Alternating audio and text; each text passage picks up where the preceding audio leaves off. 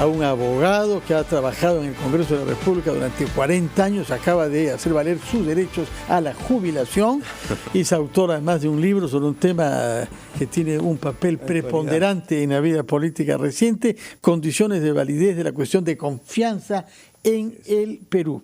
El señor César Delgado Guembes, muy abogado, graduado en la Universidad Católica. Buenos días, señor Delgado Guembes. Muy buenos días, querido Fernando. Muy buenos días, Ricardo. Bienvenido. Lo hemos invitado antes, no podía aceptar la invitación porque podía. formaba parte del Parlamento, ahora ya no, y se siente con libertad además para comentar esta publicación que por el tema que trata es de importancia y por supuesto materia de revisión.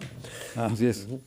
¿En qué radica precisamente, por supuesto, para ti la obra completa es importante, pero para el momento en que nos encontramos, ¿cuál es la importancia? La PEPA. Así es, la PEPA. El problema central es que cuando tú analizas cosas como las que hemos vivido, la cuestión de confianza y la disolución, es inevitable que de alguna forma las personas que comentan el asunto, que lo interpretan, toman partido antes de analizar las dos instituciones que son de derecho parlamentario, toman posición política. Entonces, desde que tú tomas posición política, ya tu raciocinio se sesga. Por eso es que Fernando recordará esa cita de, me parece que Santa Teresa de la Cruz, que dice que la razón es la loca de la casa. Santa Teresa de Ávila, sí. Santa Teresa de Ávila, claro. Entonces, la razón tú la utilizas instrumentalmente a partir del fin que tú tienes, del interés que tú tienes, de los valores en los que tú crees o de los sentimientos que tienes. En mi caso, yo no pertenezco a ningún partido político y la verdad me interesa muy poco. Me interesa muy poco. Es más, puedo decir abiertamente que yo me sentí tan defraudado con la oferta electoral que hemos tenido que yo he votado viciado. Ya, ¿no? era válido también. Válidamente viciado. Bueno, lo quise viciar adrede porque no estoy conforme. Me siento inconforme. Entonces, a partir de eso y de que yo no tengo ninguna vinculación con ningún partido político, pero sí tengo una adhesión formal y un compromiso firme con ciertos valores que están consignados en nuestra Constitución, entre ellos el valor que tiene el Parlamento.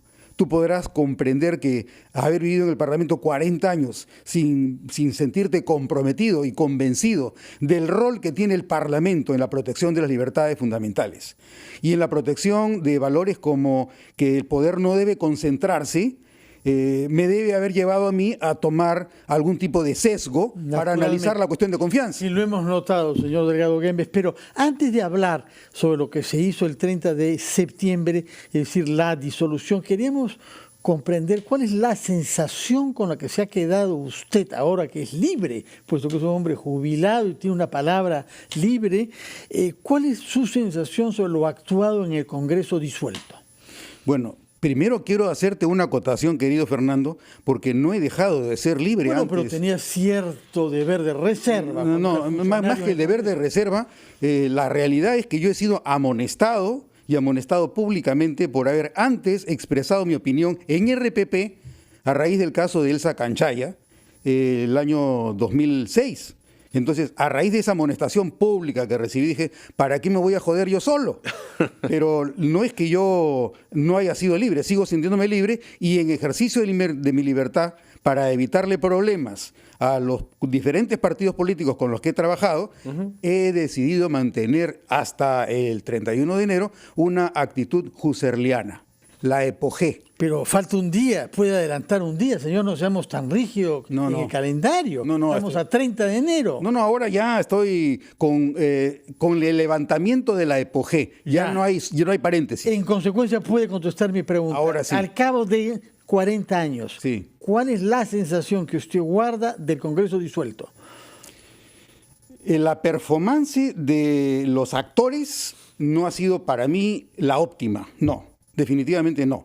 Pero una cosa es afirmar que la performance no haya sido la óptima ni la deseable desde el punto de vista parlamentario, y otra, que quien haya disuelto el Congreso lo haya hecho utilizando correctamente las normas constitucionales.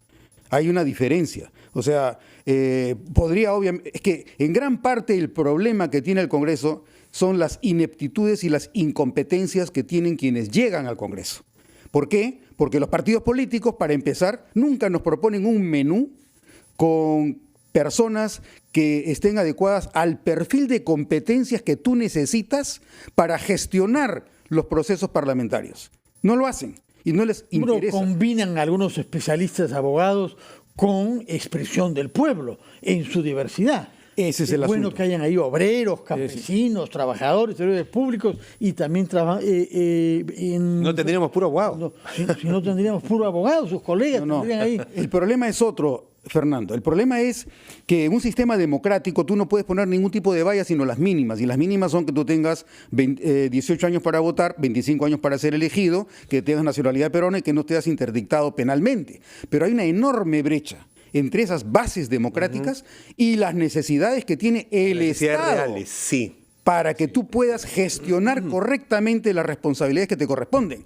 Y ese papel es el papel que deben cumplir los partidos políticos y no lo están haciendo. Estos actores del Congreso disuelto, nos dice César, no han estado a la altura, por poner los términos sencillos. Los que acabamos de elegir, tú ya te puedes hacer puedes hacer un perfil de lo que hemos elegido a los peruanos este domingo 26. Me estaba haciendo ya un perfil antes de la elección. Ya. Y a partir de lo que escuchaba decía, va a ser o por lo menos más de lo mismo. ¿Por qué? Pero el problema no está en las personas, el problema está en el liderazgo de los partidos. No tienen una visión del Perú, no tienen una visión de futuro de manera tal que capaciten a las personas que nos van a proponer para que los errores en los que nosotros naturalmente tendremos que cometer sean menores. Entonces la brecha tiene que ser disminuida y no disminuye, sino que se queda o se agranda, con lo cual seguimos cada vez peor. Entonces el problema nuevamente no está en el Parlamento y tampoco está en los pobres congresistas que salen electos. El problema está en que los partidos políticos y los líderes de los partidos no tienen la visión que deben tener para que los partidos cumplan con la misión que les corresponde dentro de nuestro régimen político. Pero hay un tema constitucional también que ha sido puesto en evidencia con motivo de esta crisis. Por ejemplo, justamente lo que usted pretende aclarar respecto de la cuestión de confianza, pero también de su antónimo, que es la vacancia presidencial, que ha sido definida por nuestras constituciones en el siglo XIX, cuando incapacidad moral quería decir incapacidad psiquiátrica, y que estamos interpretando de acuerdo a un lenguaje del siglo XXI que no corresponde al espíritu del texto.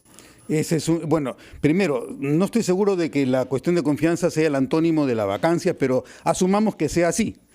Si es así, el concepto de incapacidad moral efectivamente en el siglo XIX se entendía como incapacidad mental, pero los textos valen y rigen independientemente de la intención o del contenido histórico que siempre han tenido. Entonces, los que vivimos en el siglo XXI le acuñamos contenidos y significados a las palabras y a las instituciones independientemente de lo que ocurrió en el siglo XIX. Entonces eso nos puede traer serios problemas. Pero en todo caso, dentro del propio debate constituyente en el 79 y en el 93 se hablaba ya de que la incapacidad moral también podía ser la que entendemos hoy día. Es decir, no la incapacidad mental, sino ética. Sino ética.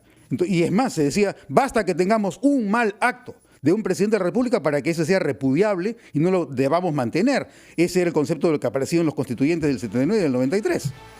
Bueno, señor Delgado Guemes, muchas gracias por su contribución y por habernos traído su libro, Condiciones de validez de la cuestión de la confianza en el Perú, publicado por las ediciones del Congreso del Perú, del cual usted ha sido miembro como funcionario durante 40 años.